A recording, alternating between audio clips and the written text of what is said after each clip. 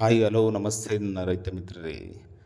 ಇವತ್ತು ನಾನು ನಿಮ್ಮ ಮುಂದೆ ಬಂದಿರೋಂಥ ಉದ್ದೇಶ ಏನಪ್ಪ ಅಂತಂದರೆ, ನಾನು ನಮ್ಮ 2 ವರ್ಷದ ಅಡಿಕೆ ತೋಟದಲ್ಲಿ ಮಿಶ್ರ ಬೆಳೆಯಾಗಿ ಕುಂಬಳವನ್ನು ಬೆಳೆದಿದ್ದೀನಿ. ಅದನ್ನು ಇವತ್ತು ಕಟಾವಿಗೆ ಬಂದಿದ್ದಾರೆ. ಅದನ್ನು ನಿಮ್ಮ ಮುಂದೆ ತರಬೇಕು ಅನ್ನೋ ಉದ್ದೇಶದಿಂದ ಈ ವಿಡಿಯೋ ಮಾಡಿದೆ. ಆ್ಯಕ್ಚುಲಿ ಎಲ್ಲರೂ ಮಾಡೋ ಹಾಗೆ ನಾನು ಕುಂಬಳನ ಬಿತ್ತನೆ ಮಾಡುವಾಗ ಸಾಲು ಹೊಡೆದ್ಬಿಟ್ಟು ಆ ಥರ ಏನು ಮಾಡಲಿಲ್ಲ. ಆಮೇಲೆ ಇದಕ್ಕೆ ಗೊಬ್ಬರೋಪಚಾರ ಅಥವಾ ಔಷಧಿ ಅಥವಾ ಉಜ್ಜಿ ಹುಳಕ್ಕೆ ಕಟ್ಟೋಂಥ ಬಿಸ್ಕೆಟು ಆ ಥರದ್ದು ಏನೂ ಮಾಡಿಲ್ಲ. ಝೀರೋ ಮೇಂಟೆನೆನ್ಸ್ ಕುಂಬಳದ್ದು ಇದು ತೋಟ.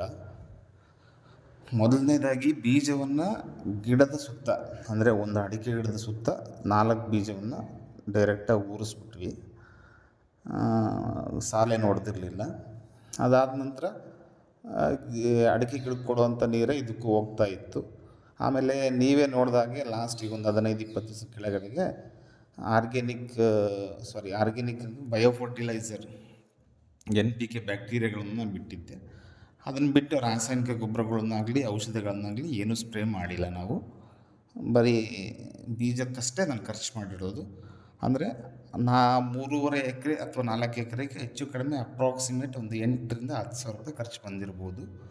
ಬಟ್ ಇವತ್ತು ನಾನು 9 ರೂಪಾಯಿಯಿಂದ 10 ರೂಪಾಯಿ kg ಆಗಿ ಈ ಕುಂಬಳವನ್ನು ಮಾರಾಟ ಮಾಡಿದ್ದೀನಿ. ನನಗೆ ಈ ಕುಂಬಳ ಇಳುವರಿ ಬಂದು 10 ಟನ್ನು 200 kg ಬಂದಿದೆ ಒಂದು ಇಷ್ಟು ನನ್ನ ಹೊಲಕ್ಕೆ. ಮತ್ತು ಈಗ ಇದೇನು ಪೌಡ್ರ್ ಬಂದಿರೋ ಕುಂಬಳ ಅಥವಾ ಚೆನ್ನಾಗಿರೋ ಕುಂಬಳ ಅಂತಾರಲ್ಲ, ಅದು 10 ಟನ್ನು 200 kg ಬಂದಿದೆ. ಅದನ್ನು ಬಿಟ್ಟು ಮತ್ತು ಈಗ ಹಸಿರುಗಾಯಿ ಅಥವಾ ಎಳೆ ಕಾಯಿ ಇದೆಯಲ್ಲ, ಅದು 1-1.5 ಟನ್ ಬಂದಿದೆ. ಅದನ್ನು 6.5 ರೂಪಾಯಿ kg ಹಂಗೆ ಕೊಟ್ಟಿದ್ದೀನಿ. ನೀವು ನೋಡ್ತಾ ಇದ್ದೀರಾ, ಕುಂಬಳನ ಕಟ್ ಮಾಡ್ತಾ ಇದ್ದಾರೆ.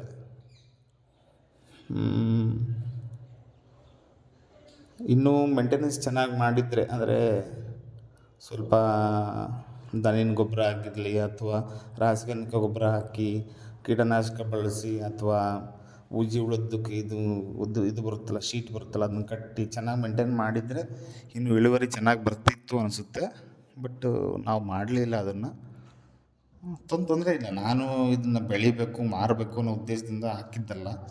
ಏನೋ ಬೇಸಿಗೆ ಟೈಮ್ ಬಿಸಿಲು ಭಾಳ ಇರುತ್ತೆ, ಸ್ವಲ್ಪ ಇದಕ್ಕೆ ತೋಟಕ್ಕೆ ಹೊದಿಕೆ ಆಗಲಿ, ಹಸಿರು ಹೊದಿಕೆ ಆಗಲಿ ಮತ್ತು ಗೊಬ್ಬರ ಆಗುತ್ತೆ ಅನ್ನೋ ಉದ್ದೇಶದಿಂದ ಹಾಕಿದ್ದು.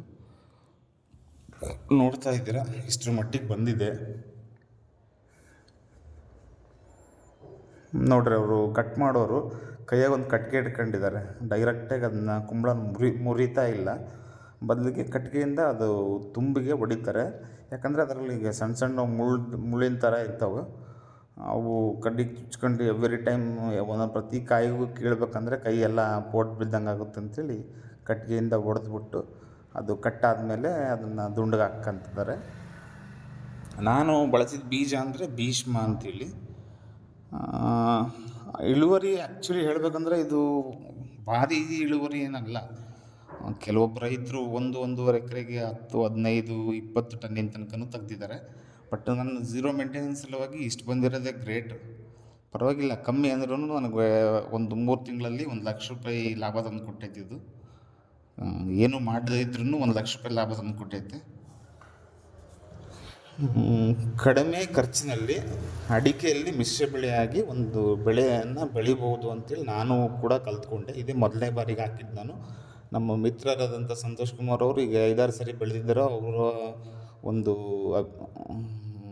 ಅವರ ಒಂದು ಅನುಭವದಿಂದ ನಾನು ಇದನ್ನು ನಮ್ಮ ಹೊಲದಲ್ಲೂ ಟ್ರೈ ಮಾಡಿದೆ. ಇದು ಸಿಹಿ ಕುಂಬಳ ಅಂತೇಳಿ. ಇದನ್ನು ಬಿಟ್ಟು ಇನ್ನೊಂದು ಬೂದುಗುಂಬಳನೂ ಬರುತ್ತೆ. ಇದು ಸಿಹಿ ಕುಂಬಳ ತಿನ್ನೋದಕ್ಕೆ, ಅಂದರೆ ಪಲ್ಯ, ಸಾಂಬಾರು ಅಥವಾ ಹಲ್ವ ಮಾಡಲಿಕ್ಕೆ ಚೆನ್ನಾಗಿರುತ್ತೆ. ಇದನ್ನು ಬಿಟ್ಟು ಬೂದುಗುಂಬಳನೂ ಹಾಕ್ತಾರೆ.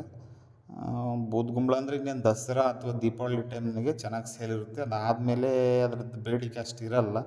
ಇದಾದರೆ ನಿಮಗೆ ಯಾವಾಗಲೂ ಬೇಡಿಕೆ ಇದ್ದೇ ಇರ್ತದೆ. ಕಡಿಮೆ ಅಂದ್ರೂ ಒಂದು 5-6 ರೂಪಾಯಿ ಅಂತೂ ಸಿಕ್ಕೇ ಸಿಗುತ್ತೆ. ಈ ಸರಿ ನನಗೆ 10 ರೂಪಾಯಿ ಸಿಕ್ಕಿರೋದು ಇದೊಂದು ಸೀಸನ್. ಅಂದರೆ ಈ ಟೈಮಲ್ಲಿ ಯೂಶ್ವಲಿ ಡಿಸೆಂಬರ್ ಅಥವಾ ಜನವರಿಯಲ್ಲಿ ಈ ರೇಟ್ ಸಿಗಲ್ಲ ಅಂತ ಹೇಳ್ತಾರೆ ಬೆಳೆದವರು. ಬಟ್ ಈ ಸರಿ ಸಿಕ್ಕಿರೋದು ನನ್ನ ಅದೃಷ್ಟ. ಪರವಾಗಿಲ್ಲ, ಚೆನ್ನಾಗಿ ಆಗಿದೆ.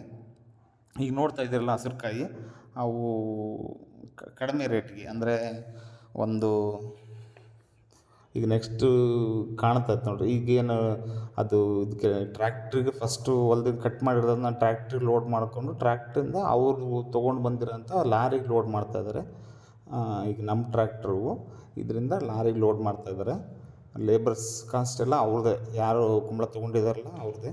ಆ ಲೇಬರ್ಸ್ಗೆ ನಾವೇನು ದುಡ್ಡು ಕೊಟ್ಟಿಲ್ಲ, ಅವರೇ ಲೇಬರ್ಸ್ ತೊಗೊಂಡು ಬಂದಿದ್ದಾರೆ. ಏನು ಟ್ರ್ಯಾಕ್ಟ್ರ್ ಒಂದು ಅವೈಲೇಬಲ್ ಮಾಡಿಕೊಟ್ಟಿದ್ದೀವಿ ಅಷ್ಟೇ ನಾವು. ಕಟ್ಟಿಂಗು, ಕುಂಬಳ ಕಟ್ಟಿಂಗು ಮತ್ತು ಏರ್ಕೊಳೋದು ಎಲ್ಲದೂ ಅವ್ರದ್ದೇ. ನಮ್ಮದೇನಪ್ಪ ಅಂದರೆ ಟ್ರ್ಯಾಕ್ಟ್ರ್ ಅಷ್ಟೇ. ಈಗ ಕಾಣ್ತಾ ಇದೆಯಲ್ಲ, ಆ ಲಾರಿಗೆ ಲೋಡ್ಗೆ ಒಂದು ಲೋಡ್ಗೆ ಒಂದು 10 ಟನ್ನು 200 ಕ್ವಿಂಟಲ್ 200 kg ಬಂದಿದೆ. ಕುಂಬಳ ಒಂದೊಂದು ಕುಂಬಳ ಹೆಚ್ಚು ಕಡಿಮೆ ಒಂದು 3 kgಯಿಂದ 8-10 kg ಆ ಥರನೂ ಬಂದಿದೆ. ಅಂದರೆ ಈಗ ನಮ್ಮದು ಮೇಂಟೆನೆನ್ಸ್ ಇಲ್ಲ ಅನ್ನೋ ಸಲುವಾಗಿ ಸ್ವಲ್ಪ ವೇರಿಯೇಷನ್ ಆಯಿತು. ಅದರ್ವೈಸ್ ಓಕೆ, ಚೆನ್ನಾಗೇ ಬಂದಿದೆ. ಫಸ್ಟ್ಗೆ ಸ್ಟಾರ್ಟಿಂಗಲ್ಲಿ ಕುಂಬಳ ಹಾಕಿದಾಗ ಊಜಿ ಉಳಿದ ಕಾಟ ಭಾಳ ಇತ್ತು. ಹಂಗಾಗಿ ನಮಗೆ ಫಸ್ಟ್ ಮೊದಲನೇ ಕಾಯಿ ಅಂಥ ಪರಿ ಇಳಿಲಿಲ್ಲ. ಈಗ ಬಳ್ಳಿ ನೋಡಿರ್ಬೋದು. ಈಗ ವೀಡಿಯೋದಲ್ಲಿ ಫಸ್ಟ್ ಸ್ಟಾರ್ಟಿಂಗಲ್ಲಿ ನೋಡಿದ್ರಿ, ಇನ್ನೂ ಹಚ್ಚ ಹಸಿರಾಗಿದೆ. ಆ್ಯಕ್ಚುಲಿ ಬಳ್ಳಿ ಕುಂಬಳ ಬಂದಾದಮೇಲೆ ನಿಮಗೆ ಸ್ವಲ್ಪ ಕುಸಿಯುತ್ತೆ, ಅಂದರೆ ಬಳ್ಳಿ ಹಚ್ಚ ಹಸಿರಾಗಿ ಇರೋದಿಲ್ಲ, ಸ್ವಲ್ಪ ಬಣ್ಣ ಕಳ್ಕೊಂಡು ಸ್ವಲ್ಪ ಹಳೆ ಬಳ್ಳಿ ಥರ ಕಾಣುತ್ತೆ. ಬಟ್ ನಮ್ಮದು ಆ ಥರ ಇಲ್ಲ, ಇನ್ನೂ ಬಳ್ಳಿ ಹಚ್ಚ ಹಸಿರಾಗಿದೆ. ಇನ್ನೂ ಬಿಟ್ಟರೆ ನೆಕ್ಸ್ಟ್ ಇನ್ನೊಂದು 5 ಟನ್ ಸಿಗ್ಬೋದು ಅಂತ ಹೇಳ್ತಾರೆ ಅವ್ರು ಕಟ್ಟಿಂಗಿಗೆ ಬಂದಿರೋರು. ಆದರೆ ನಾವು ಅದನ್ನ ಬಿಡಲ್ಲ, ಸಾಕು. ಏನು ಲೋಡಿಂಗ್ ಮುಗಿತಾ ಬಂತು. ಆ್ಯಕ್ಚುಲಿ ನಿನ್ನೆ ಶನಿವಾರ ಕೊಟ್ಟಿದ್ದು ನಾನು. ಇವರೇನೋ ಡೆಲ್ಲಿಗೆ ಕಳಿಸ್ತೀವಿ ಅಂತ ಹೇಳ್ತಾ ಇದ್ದಾರೆ. ಪ್ಯಾಕಿಂಗ್ ಕೂಡ ಆಯಿತು. ಡೆಲ್ಲಿಗೆ ಕಳಿಸ್ತಾರಂಥದ್ದನ್ನು, ಎಲ್ಲೆಲ್ಲಿ ಕಳಿಸ್ತಾರೋ ಗೊತ್ತಿಲ್ಲ. ಆಮೇಲೆ ಈ ವಿಡಿಯೋ ಎಲ್ಲ ಪೂರ್ತಿ ನೋಡಿದ್ರಿ ನೀವು. ನಿಮಗೂ ಕೂಡ ಕಡಿಮೆ ಖರ್ಚಿನಲ್ಲಿ ಒಂದು ಬೇಸಿಗೆಯಲ್ಲಿ ಬೆಳೆಯೋಂಥ ಬೆಳೆ ಕುಂಬಳ ಅಂತ ಅನಿಸಿ ನೀವು ನೋಡ್ತಾ ಇದ್ದೀರ. ಇದು ಪೇಮೆಂಟ್ ತೂಕ ಮಾಡಿರೋದು 10 ಟನ್ನು 210 kg ಆಗಿದೆ. ಇದು ಹಸಿರುಕಾಯಿ. ಇದು ನಿಮಗೂ ಬೆಳಿಬೇಕು ಅನಿಸಿದರೆ ನೋಡಿ, ಟ್ರೈ ಮಾಡಬಹುದು. ನನ್ನ ಅನುಭವವನ್ನು ಶೇರ್ ಮಾಡ್ಕೊಳೋ ಉದ್ದೇಶದಿಂದ ಇದು ವಿಡಿಯೋ ಮಾಡಿದೆ.